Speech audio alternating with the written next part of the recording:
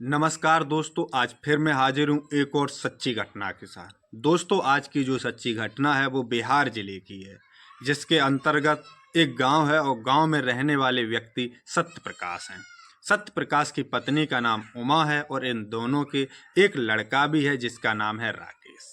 सत्य प्रकाश अपने गांव का सबसे अय्याश किस्म का आदमी है, जिसकी गांव में पूरी तरह बेइज्जती हो चुकी होती है और वो शराब का आदी है, जिसके चलते पति पत्नी में आए दिन लड़ाई झगड़े होते रहते हैं।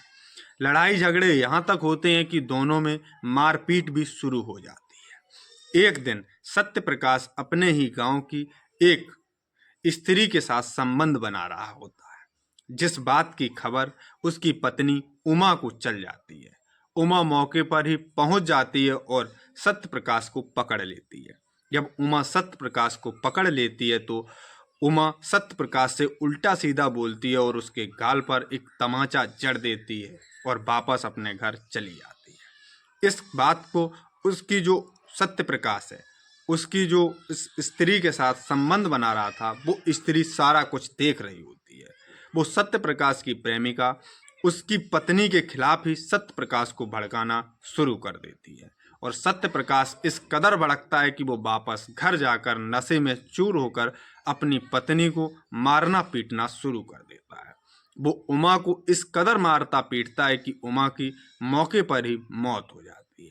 जब उमा की मौके पर ही मौत हो जाती है तो वो सत्य प्रकाश अपनी पत्नी के बदन से सारे कपड़े उतारकर मरी हुई पत्नी के साथ संबंध बनाता है। और जब उसका वो संबंध बनाता है तो उसकी जब हवस पूरी हो जाती है तो ये वाकया करीब रात के 1-2 बजे का होता है।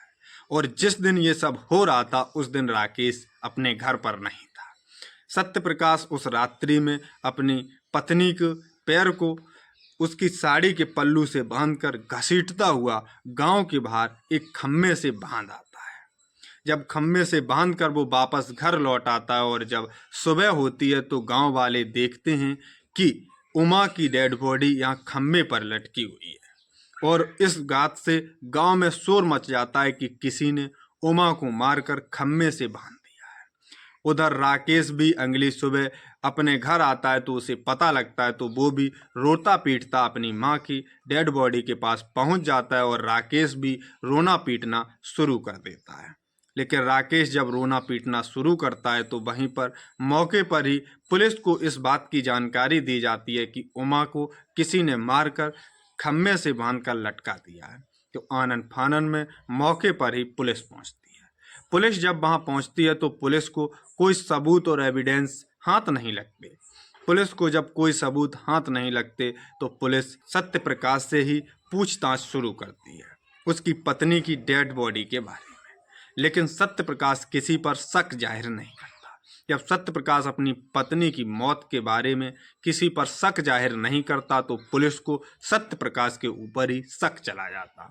लेकिन पुलिस करती तो क्या करती, लेकिन पुलिस फिर दूसरे दिन आकर उसके बेटे राकेश से पूछताछ करती है। जब पुलिस राकेश से पूछताछ करती है तो राकेश अपने पिता सत्य प्रकाश का ही नाम रख देता है। जब अपने पिता सत्य प्रकाश का नाम राकेश जैसे ही रखता है तो पुलिस तुरंत राकेश को दबोच लेती है।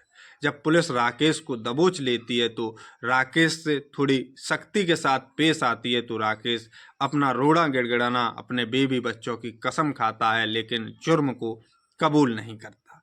पुलिस जब सख्ती के साथ पेश आती है तो सत्य प्रकाश अपना जुर्म कबूल कर लेता है और जुर्म कबूल करने के बाद वो सारी घटना पुलिस को बताता है। और जब पुलिस ये घटना सुनती है तो पुलिस के पैरों तले जमीन खिसक जाती है।